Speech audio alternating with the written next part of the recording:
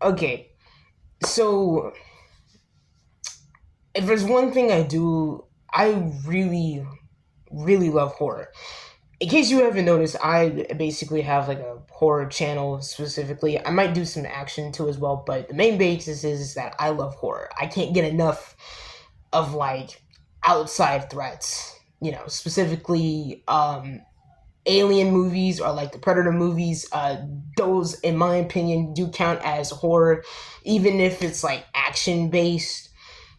Zombie fungus or zombies specifically, like in The Walking Dead or in The Last of Us. That's also a really good type of video game horror. Even Resident Evil and Silent Hill. I love Silent Hill 2 because it also touches up on like psychological or like trauma.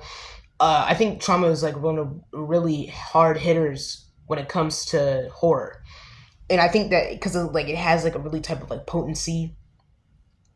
Um, but what I really like most of all is domestic horror. Now, domestic horror is like a really interesting take on like horror, but it really uh, focuses mainly on inside threats, like the terror that comes in with being in a home. Specifically, think about your parents, for example. I mean, most people would like to think of their parents as like these shining figures of like grand people that obviously can't do no harm. And I think Eye Patch Wolf really did explain this well that in his video about Trail of Blood, but he explains it like our parents are really just the same as you and I. Like they're no different than like any other normal human being. And I think when it comes to domestic horror, uh, it really touches up on like stuff like domestic abuse, um, stuff that parents deal with internally, or like mothers dealing with postpartum conditions, like or like psychological breaks that happen when with toxic mother and son or mother and child dynamics. And I think specifically Shizu Oshimi does like a really good job at like touching up on hard hitting topics like this.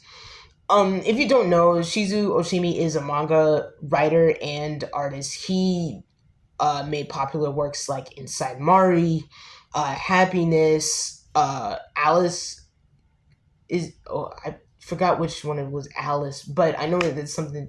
Is it Alice? Alice is coming home.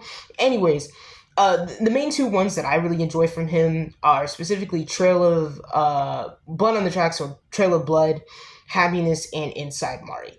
He really, in my opinion, he does a really good job at going into depth of like hard hitting topics. Specifically, my favorite one, obviously being Blood on the Tracks, as I said multiple times. He does a really interesting take on domestic horror. Um, if you don't know, Blood on the Tracks follows our main character, Saichi Osabe, and his mother, Psycho.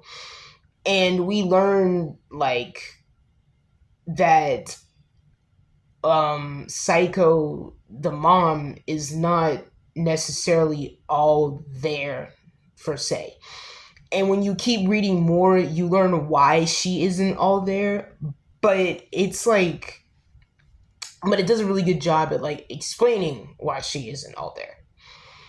And what I love really most of all about Oshimi is that he never really shies away from taboo topics like this, especially dealing with long term postpartum depression, and of course, the psychological effects, the damaging psychological effects of a mother who infantilizes her son and, trapping them in like this abusive, complacent relationship where the son just does everything the mother wants him to. I think what I love most of all, not just with his storytelling, but also the way on how he designs his artwork.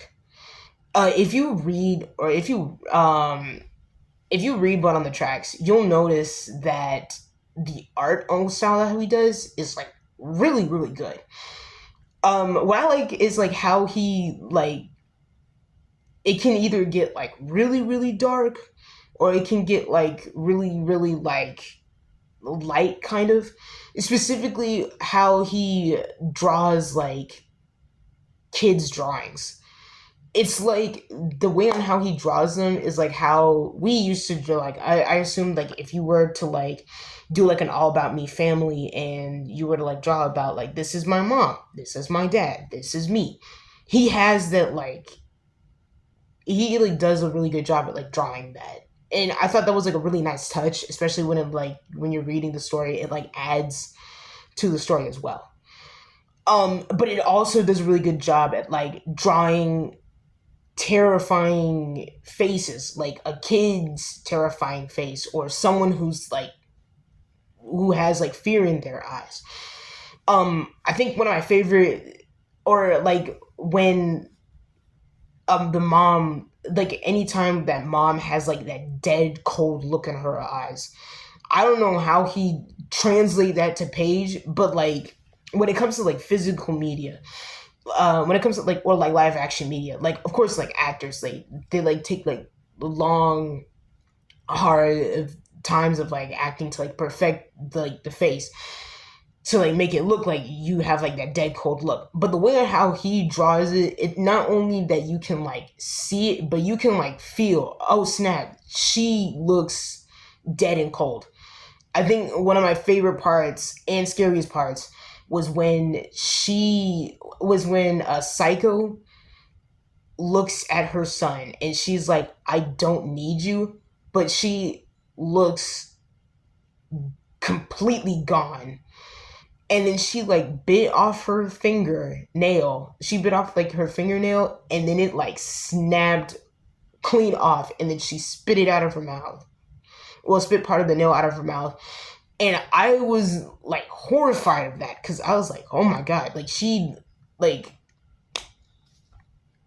I feel like it's different. I don't know why, but it's different seeing someone do that in like live action, but something about when you put that on paper, it literally made me sick for some reason. But I really loved another thing about what I loved is how it just really like it had this way of like it had like this type of writing to where it was like bad, but like not like the writing was bad, but like the storyline was like so messed up. But it was like, oh my gosh, like we have to keep reading this to get to the end because it was that good. Like I'm usually used to like reading like psychologically terrifying pieces. I mean, or like watching them, of course.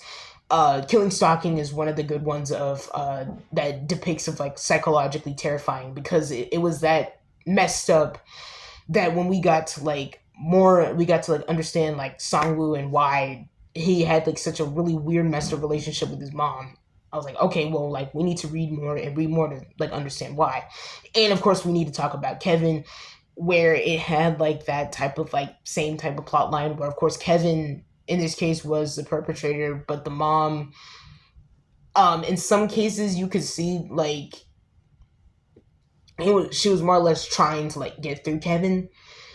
But I think that the fact that it was like so just terrifyingly terrifying, the way on how he like wrote this type of psychological like distress, it was like we have to keep reading it, we have to keep watching it till the end because like how else are we supposed to like understand or like learn more or like see how the story ends? And that's what I really love. um a little side note, if they ever do make a live action, I don't know if they'll ever do it, but I feel like it should be entirely in one take.